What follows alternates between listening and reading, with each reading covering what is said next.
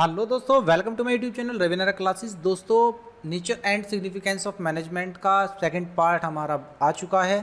ठीक है, second part आज हमें पढ़ना है। फर्स्ट पार्ट में आपको पढ़ा चुका हूँ मैनेजमेंट की बेसिक इन्फॉर्मेशंस। अगर अभी तक आपने वो पार्ट नहीं देखा है तो डिस्क्रिप्शन में उसका लिंक है, वहाँ से जाके आप उस क्लास को देख सकते हैं। दोस्तों, आज हमें पढ़ना है ऑब्जेक्टिव्स ऑफ मैनेजमेंट। तो चलिए देखते हैं मैनेजमेंट के क्या ऐसे ऑब्जेक्टिव्स होते हैं जिनको लेके वो काम करता है। तो सबसे पहले मीनिंग की बात करते हैं। Objectives are the end toward which the activities of an organisation are directed. जिस चीज़ के लिए वो ऑर्गेनाइजेशन बनाई गई है, उसका जो उद्देश्य होता है, उसका जो टारगेट है, ठीक है, उस टारगेट के लिए काम करना ही मैनेजमेंट का ऑब्जेक्टिव होता है सबसे बड़ा। तो ऑब्जेक्टिव जो होते हैं आपके, वो कितनी तरह के होते हैं, चलिए उनको जान लेते हैं। Categories of management objectives. The managerial objectives of an organisation can be classified into 3 major categories. तो 3 तरह के आपके ऑब्जेक्टिव्स होते हैं। पहला होता है ऑर्गेनाइजेशनल ऑब्जेक्टिव, सेकंड होते हैं आपके सोशल ऑब्जेक्टिव, और थर्ड होता है आपका पर्सनल ऑब्जेक्टिव। तो चलिए वन बाय वन इनको देख लेते हैं, ये क्या होते हैं अच्छे से सबसे पहले होता है आपका ऑर्गेनाइजेशनल ऑब्जेक्टिव। नाम से ही पता लग रहा है ऑर्गेनाइजेशनल ऑब्जेक्टिव, इसका मतलब ऐसे ऑब्जेक्टिव जो ऑर्गेनाइजेशन के लिए इंपॉर्टेंट हैं। तो these objectives aim at prosperity and growth of organisation. Generally it is assume that profit maximisation is the main objective of every organisation, but it is not true. हमेशा हम जो काम करते हैं, जो मैनेजमेंट काम करता है, वो ग्रोथ के लिए करता है, ऑर्गेनाइजेशन के लिए। और यही समझा जाता है कि जो ऑर्गेनाइजेशन है उसका एक ही ऑब्जेक्टिव है प्रॉफिट को मैक्सिमाइज करना, बट ऐसा सही नहीं है।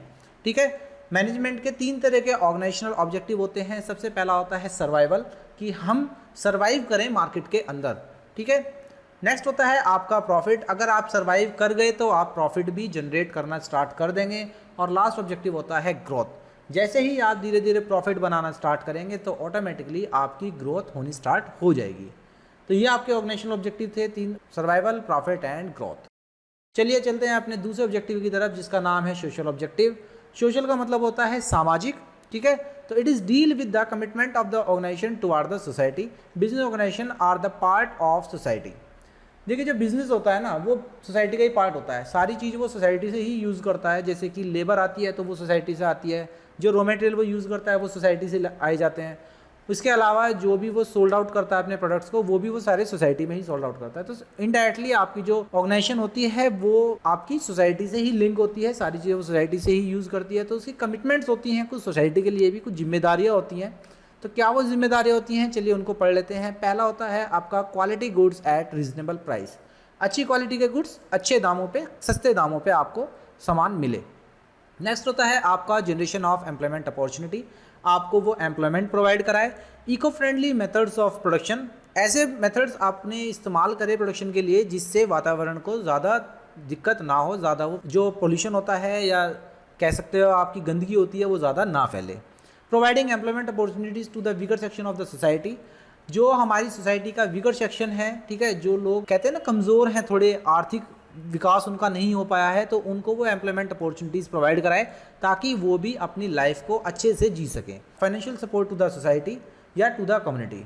फाइनेंशियल सपोर्ट कम्युनिटी का मतलब ये है कि जैसे कुछ कहीं पे प्रोग्राम होना है तो वहाँ पे वो फंडिंग करा दे, ठीक है, किसी एनजीओ को पैसे दे दे किसी काम के लिए। तो ये सारी फाइनेंशियल सपोर्ट्स भी ऑर्गेनाइजेशन की एक जिम्मेदारी होती है कि वो समाज के लिए करे। और लास्ट होता है educational, health and vocational training programmes. और टाइम टू टाइम वो एजुकेशन के, हेल्थ के या वोकेशनल ट्रेनिंग के प्रोग्राम्स भी कराता रहे, जिससे हमारी सोसाइटी का भला होता रहे, उसका इम्प्रूवमेंट होता रहे। और लास्ट आता है आपका पर्सनल ऑब्जेक्टिव। पर्सनल ऑब्जेक्टिव का मतलब होता है कि जो एम्प्लॉय आपकी कंपनी के अंदर काम कर रहा है उसके जो ऑब्जेक्टिव्स हैं वो भी टाइम से पूरे हों, इस चीज़ का भी मैनेजमेंट को ध्यान रखना होता है। तो individual objectives are related to the employ of the organisation, as employ are the most important resources of every company and satisfied and motivated employees contribute maximum for the organization। क्योंकि आपका जो employ है ना वो loyal आपके लिए तभी होगा जब उसके पर्सनल ऑब्जेक्टिव्स भी टाइम टू टाइम पूरे होते रहेंगे। अब वो ऐसे क्या पर्सनल ऑब्जेक्टिव्स हैं, चलिए उनको देख लेते हैं। सबसे पहला होता है एडुकेट सैलरी। इसका मतलब जितना वो काम करे उतनी सैलरी उसको मिलनी चाहिए, तभी वो आपसे सेटिस्फाई रहेगा और आपके लिए अच्छे से काम करेगा। सेकंड है आपका गुड वर्किंग कंडीशंस, अच्छी वर्किंग कंडीशन आपको उसको प्रोवाइड करनी है। थर्ड है आपका self respect, peer recognition etcetera, उसको वहाँ पे इज्जत मिले, ठीक है, उसकी कोई कहते हैं ना कि बेइज्जती वगैरह ना हो, उसको इंसल्ट ना करिए उसकी। तो ये चीज़ों का भी ध्यान रखना है। नेक्स्ट है आपका ट्रेनिंग एंड डेवलपमेंट, उसकी टाइम टू टाइम ट्रेनिंग और डेवलपमेंट भी हम करते रहें। और लास्ट है सोशल रिकॉग्निशन, अगर उसकी कोई सामाजिक ज़रूरतें हैं, अगर उसे कोई दिक्कत है तो उसको भी टाइम टू टाइम हम उसको दूर करते रहें, ये भी हमारी जिम्मेदारी बनती है। तो ये कुछ पर्सनल ऑब्जेक्टिव हैं जिनका मैनेजमेंट को ध्यान रखना होता है। एक बार रिकैप करा देता हूँ ऑब्जेक्टिव्स ऑफ मैनेजमेंट का जो आज हमने पढ़ा। पहला था हमारा ऑर्गेनाइजेशनल ऑब्जेक्टिव, जिसमें हमने पढ़े थे survival, profit and growth. Second हमने पढ़ा था अपना सोशल ऑब्जेक्टिव, जिसके अंदर हमने पढ़े थे कि अच्छे गुड्स कम दामों पे हम प्रोवाइड कराएं, एम्प्लॉयमेंट अपॉर्चुनिटीज़ प्रोवाइड कराएं, इको फ्रेंडली मेथड इस्तेमाल करें।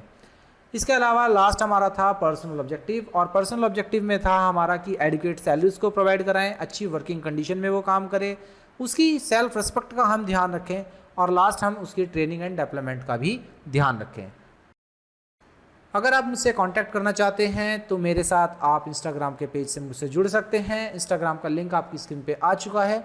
वहाँ पे आपको सीबीएसई के रिगार्डिंग अपडेट्स, कुछ हल्के फुल्के जो आपके जोक्स होते हैं वो, मेम्स, ये आपको देखने को मिलेंगे, जिससे आप पढ़ाई में अच्छे से मन लगा पाएंगे। आप अगर टेंस हो जाते हैं तो उस टाइम पे ये पेज आपको बहुत मदद करेगा एक अच्छा माहौल क्रिएट करने में। इसके अलावा आप फेसबुक के थ्रू मुझसे जुड़ सकते हैं। फेसबुक का लिंक भी आपकी स्क्रीन पे आ चुका है। अगर आपको कोई क्वेरी है, आपको कोई डाउट है, तो आप डायरेक्टली मेरे को मेल्स कर सकते हैं, और मेल आईडी भी आपकी स्क्रीन पे आ चुकी है। ठीक है, मुझसे जुड़े रहने के लिए बहुत बहुत धन्यवाद। मिलता हूँ आपसे अगली कुछ क्लासेस में, तब तक के लिए thank you and bye bye.